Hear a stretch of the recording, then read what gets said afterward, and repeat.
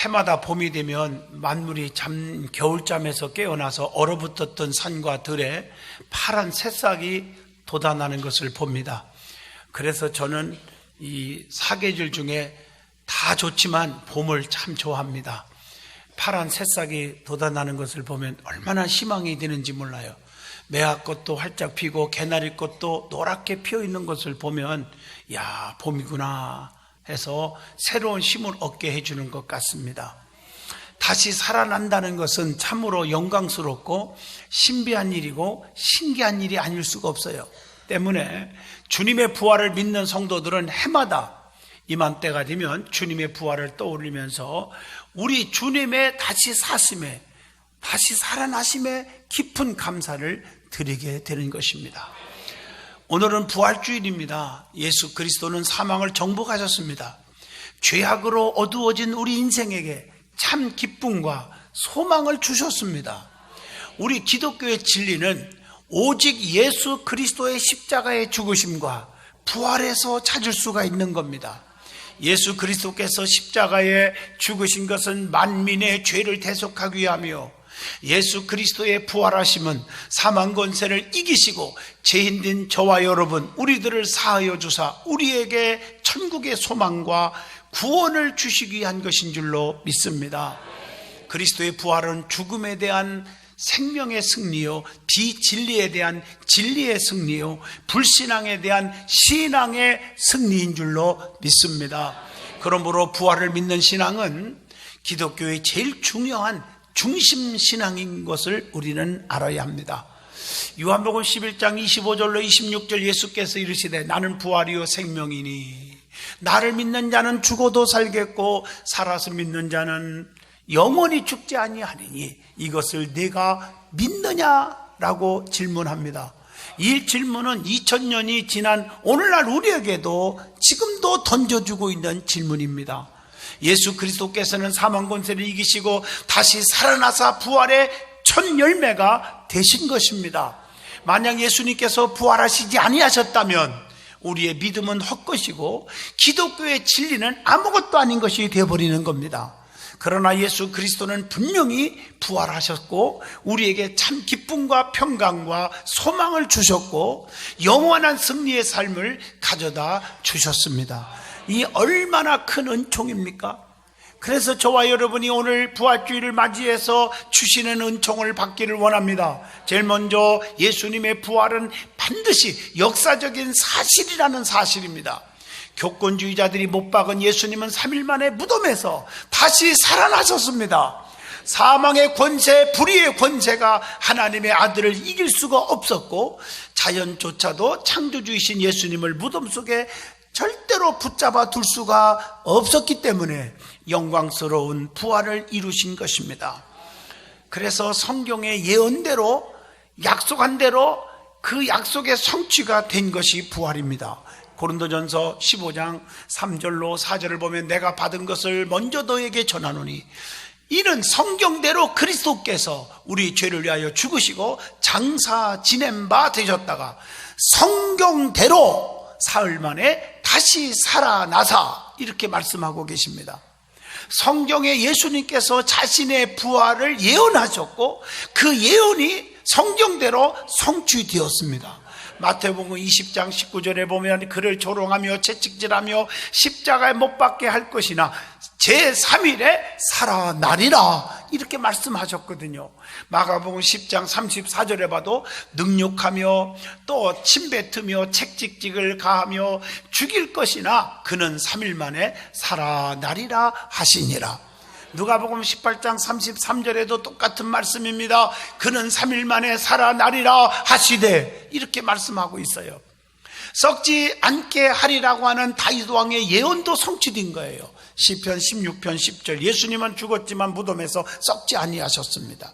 이는 주께서 내 영혼을 수월에 버리지 아니하시며 주의 거룩한 자를 멸망시키지 아니할 것임이니라. 이렇게 이미 말씀하고 있고 시편 30편 3절에도 여호와여 주께서 내 영혼을 수월에서 끌어내어 나를 살리사 무덤으로 내려가지 아니하게 하셨나이다. 여러분 이건 성경의 예언대로 다 이루어진 거예요. 뿐만 아니라 자연계의 증거가 있어요. 마태복음 28장 2절 보면 큰 지진이 일어났다고 했어요.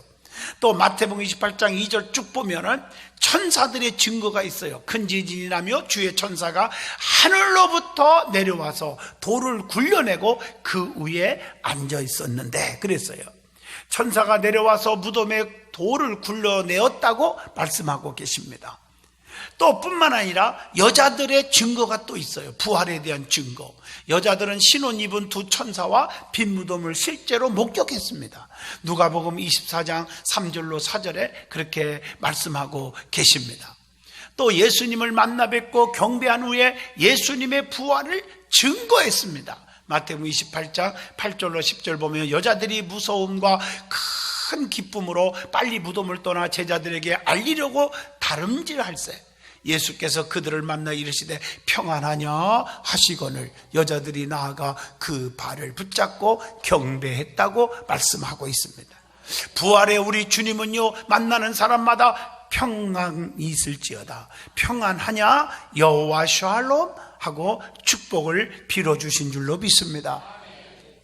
또 뿐만 아니라 군병들이 증거하고 있어요. 본문 2절로 4절 보면 큰 지진이 나며 주의 천사가 하늘로부터 내려와 돌을 굴려내고 그 위에 앉았는데 그 형상이 번개 같고 그 옷은 눈같이 식언을 지키던 자들이 그를 두려워하여 떨며 죽은 사람과 같이 되었더라, 이렇게 말씀하고 있어요.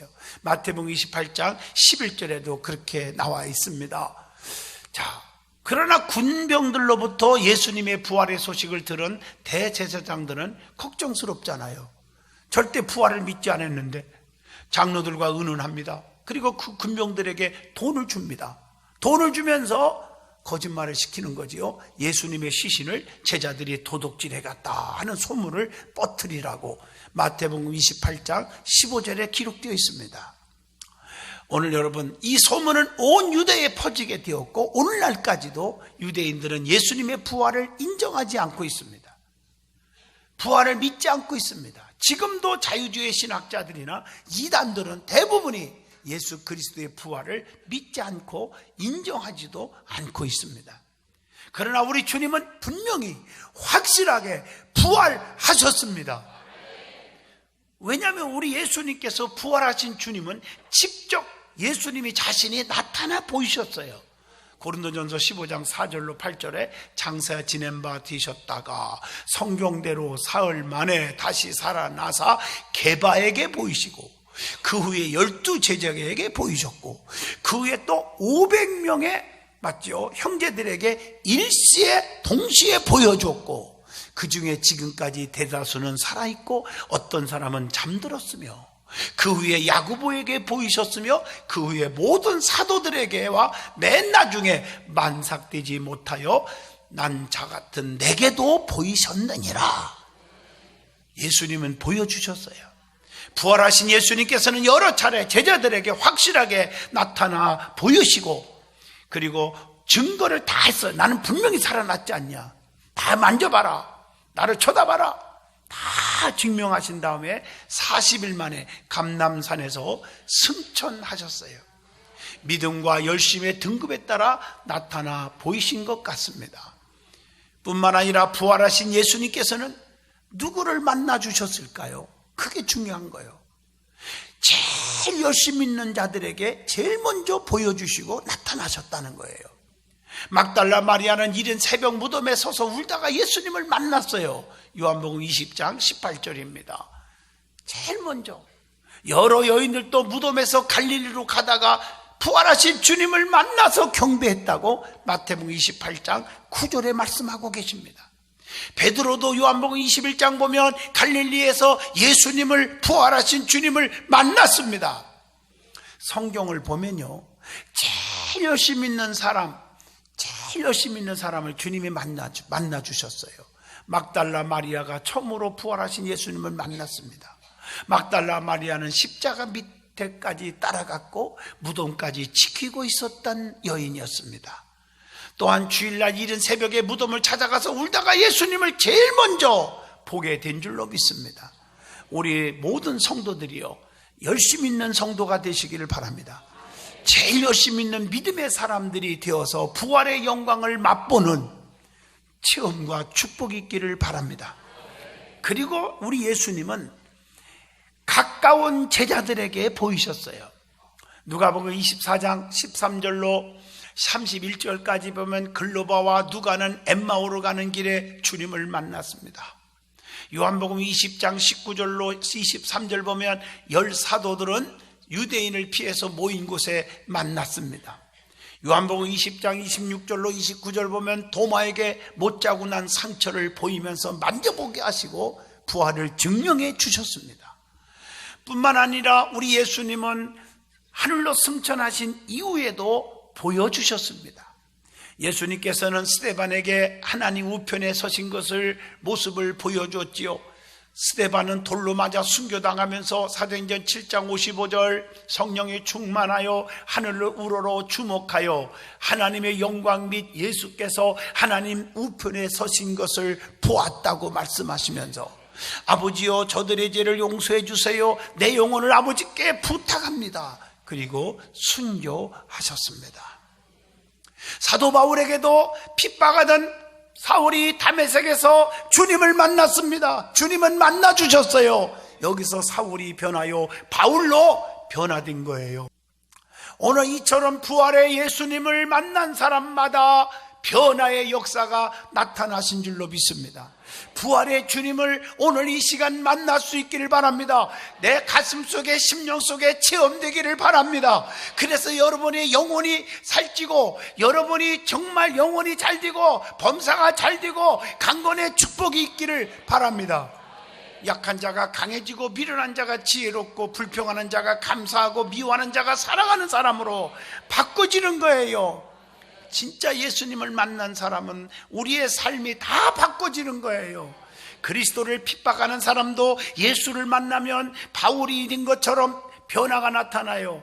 여러분 잘 아시는 배너라는 영화, 배너라는 책을 저도 읽었고 영화도 보았고 또 보는 사람마다 많은 감동을 주고 있지 않습니까? 여러분 그의 작가가 누굽니까? 루이스 웰리스라는 사람인데 전 세계의 도서관과 박물관을 찾아다니면서 그 어떻게 하면 기독교를 핍박할까? 예수님의 부활을 부정할까? 그걸 연구하다가 세상에 예수님의 부활을 믿어지게 되었어요. 예수님은 살아계신 것을 믿어지게 됐어요. 그래서 그가 쓴 책이 벤호라고 하는 책입니다.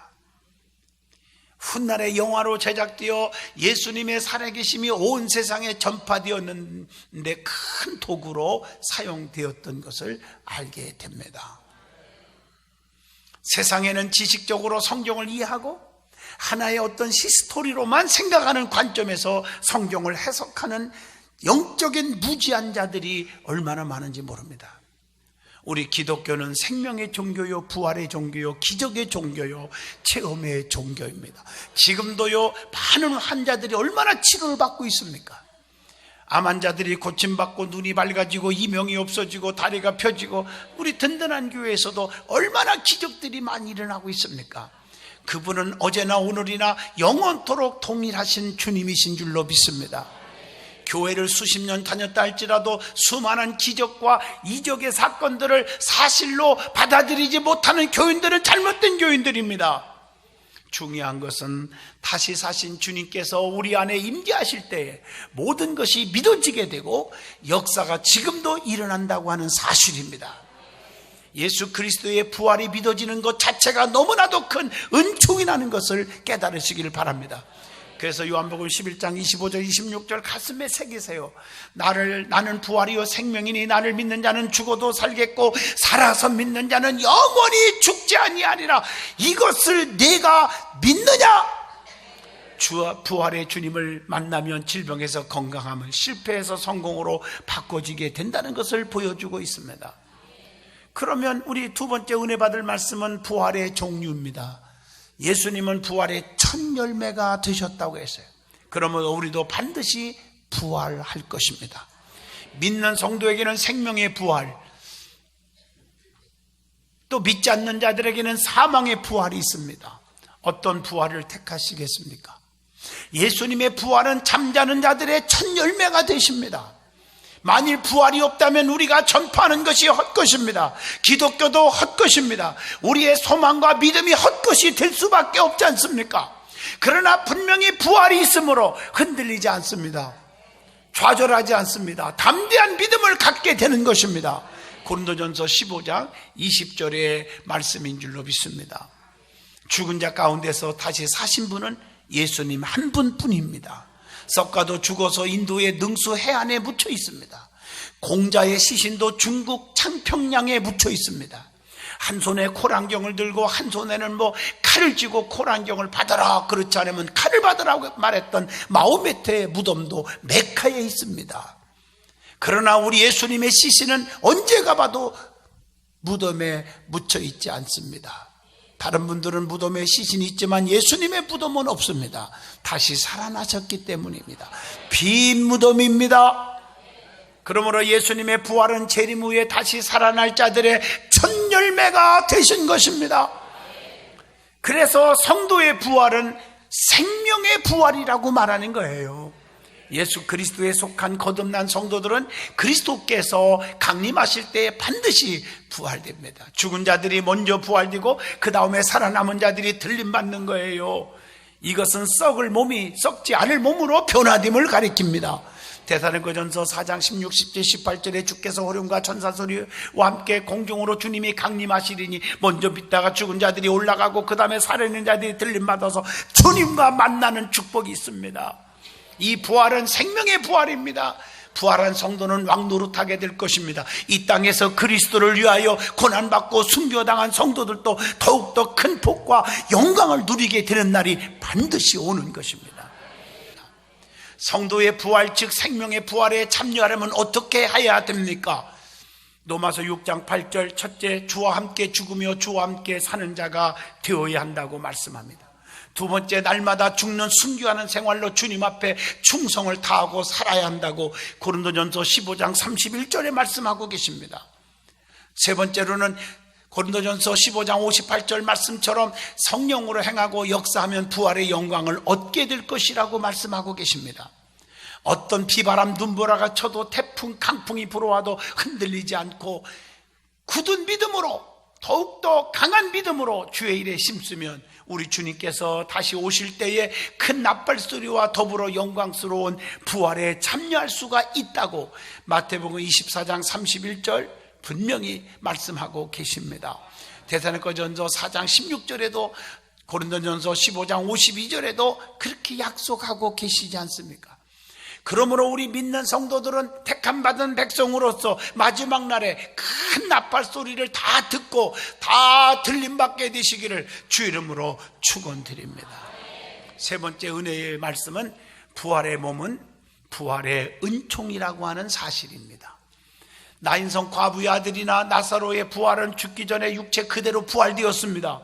성경에 보세요. 죽지 않고 하늘로 올라가신 분은 세 분이죠. 하나는 에녹의 승천, 엘리야의 승천, 그 다음에 예수님의 부활 승천. 할렐루야. 그래서 성도의 부활의 예표를 보여주고 있어요. 그들은 있는 모습 그대로 들림받았습니다. 히브리서 11장 5절에 분명히 그렇게 말씀하고 계십니다. 그러면 성도의 생명의 부활은 어떤 몸으로 부활됩니까? 하나님의 은총이 임하는 몸입니다. 그래서 성경에 보면 천사들과 같다 이렇게 말했어요. 부활할 때는 장가도 시집도 아니 가고 하늘에 있는 천사들과 같다. 그래서 마태복음 22장 30절에 그렇게 말씀해 주고 계십니다. 또 빌립보 3장 21절 보면 그리스도와 같다 이렇게 말했어요. 그는 만물을 자기에게 복종하게 하실 수 있는 자의 역사로 우리의 낮은 몸을 자기 영광의 몸의 형체와 같이 변하게 하시리라. 그리고 다시는 죽지 않는 몸이 됩니다. 요한복음 11장 26절 나를 믿는 자는 영원히 죽지 아니하리니 이것을 내가 믿느냐. 총이나 칼이나 원자폭탄도 두려워할 필요가 없습니다. 죽음의 위협도 받지 않고 죽을 수 없는 몸으로 변화될 줄로 믿습니다. 다시는 사망이 없는 영원한 몸으로 영원한 하늘나라에 살게 될 것이라고, 하나님의 자녀로 살게 될 것이라고 누가복음 20장 36절에도 기록되어 있습니다. 썩을 것이 썩지 않고 죽을 것이 죽지 않는 몸이 된다고 고린도전서 15장 54절에 말씀하고 계십니다. 뿐만 아니라 신령해진다고 했어요.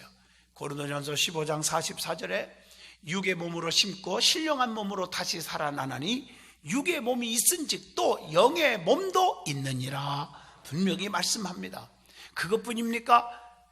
영광스러운 강한 것으로 다시 산다는 거예요. 고린도전서 15장 43절 거기에 분명히 그렇게 말씀하고 있어요. 뿐만 아니라 고통과 눈물이 없고 병들거나 애통하지 않는 몸이 된다고 계시록 21장 4절에 말씀하고 계십니다.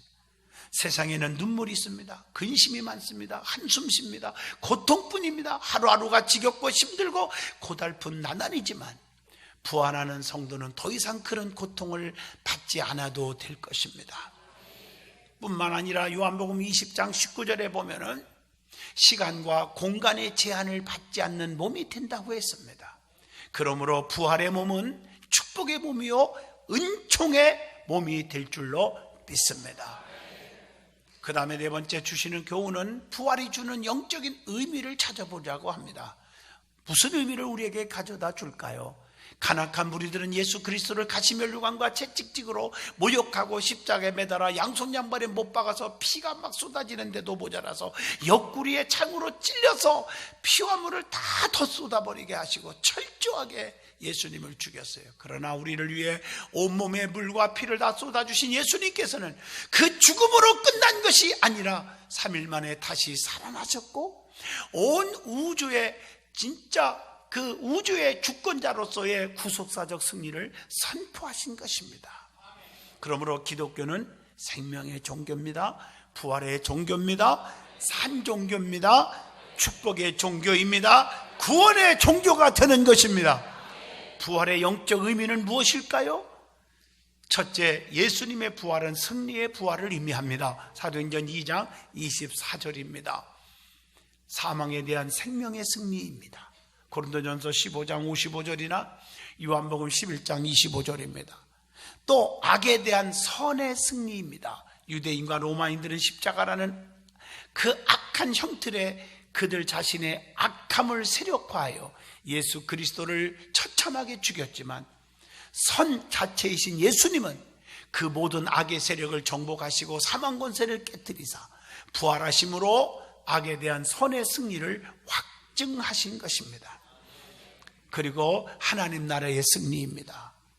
예수님의 부활의 사건이 교회의 기초가 되어 더욱더 활발하게 세워져 갔고 하나님 나라가 승리했음을 확증하고 있는 것입니다.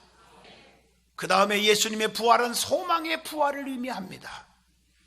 예수님의 죽음은 주님을 따르던 제자들뿐 아니라 많은 믿는 자들에게 큰 실망을 가져다 주었지만 엠마오로 가던 두 제자도 진짜 희망이 산산조각 나서 슬퍼하면서 옛길로 돌아갔던 모습을 누가복음 24장 13절로 31절에 기록되어 있잖아요. 그러나 예수님께서는 말씀하신 대로 부활하셨고 낙심하고 절망에 빠진 제자들에게 만나주셔서 확실하게 만나주셔서 새로운 희망과 비전을 주셨습니다. 그리고 많은 믿는 성도들에게 부활의 소망을 가져다 주신 것입니다. 뿐만 아니라 주님께서 다시 오실 때 우리들도 영광스러운 부활의 잔치에 참여할 것이라고 하는 큰 소망을 주셨음을 요한복음 11장 25절로 26절에 부활의 믿음으로 가르쳐주고 있습니다. 예수님의 부활은 사랑의 부활을 의미합니다. 십자가에 못 박혀 죽을 때도 그 원수들을 향해서 아버지여 저들이 알지 못하고 죄를 짓는데 용서해달라고 누가복음 23장 34절에도 애쳤잖아요. 그런데 부활하신 후에도 자신을 배신했던 수많은 사람들 제자들까지도 나타나 보이시면서 그들에게 저주한 게 아니라 마태복음 28장 9절 누가복음 24장 36절 요한복음 20장 19절 20절 21절 보면 오히려 복을 빌어주신 사랑의 부활의 주님이심을 볼 수가 있습니다. 사랑하는 성도요, 남을 미워하고 증오하고 손가락질하고 원수 맺지 마시고 예수님의 부활을 믿으며 부활의 신앙을 가지고 사랑하시기를 바랍니다. 그들을 주님은 버리지 아니하시고 다시 제자로 삼아 주셨던 주님의 사랑을 깊이 깨달으시기를 바랍니다. 이것이 부활의 믿음입니다. 죄인된 우리들을 주님의 다시 사심으로 인해 사망에서 생명으로 그 삶으로 옮겨가는 은총을 받게 되는 축복이 있기를 바랍니다. 부활을 맞이하는 성도는 세 가지 자세를 반드시 가지고 살아야 합니다. 첫째로는 부활의 진리를 믿어야 합니다. 부활의 진리는 믿음이 아니고는 이해하기가 어렵고 믿어지기가 어려울 것입니다. 요한복음 11장 보면 나사로가 이미 죽었지만 예수님께서 마르다에게 이렇게 질문합니다. 요한복음 11장 26절 네가 부활의 믿음을 믿느냐? 그럴 때 마르다는 27절에 주여 그렇습니다.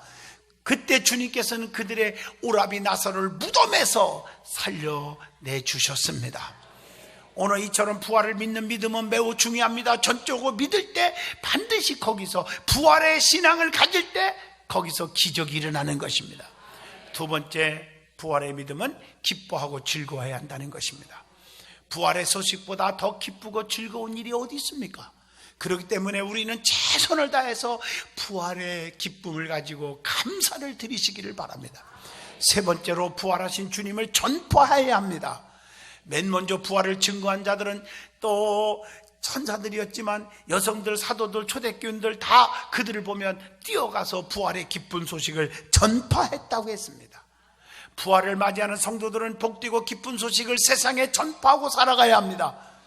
그래서 마지막 날에 있을 성도들의 영광된 부활과 들림받게 될 찬란한 순간을 소망하며 살아간다면은 어떠한 역경 속에서도 웃음을 잃지 않을 것이며 부활의 주님을 늘 전파하는 든든한 성도가 반드시 될 것입니다. 부활의 은총이 저와 여러분에게 넘치기를 간절히 주의 이름으로 축원드립니다.